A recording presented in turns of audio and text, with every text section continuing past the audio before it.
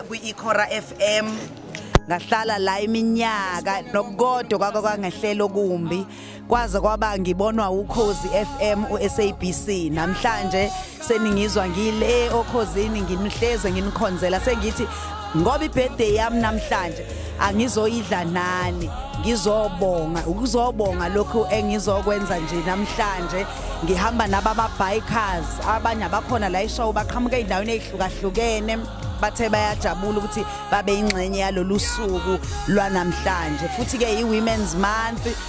inyanga abantu besifazane ngakho ke ingakho size kubona abantu besifazane sizothi nje asithandi balale ecansini sikhona sesikhulile sizobalekelela nje ngalokho sibonga ke iThe Bad Master ukuyibona abahambe phambili bakwazi ukuthi basilekelele nangemibhede sibonga Intenga Foundation ngokuthi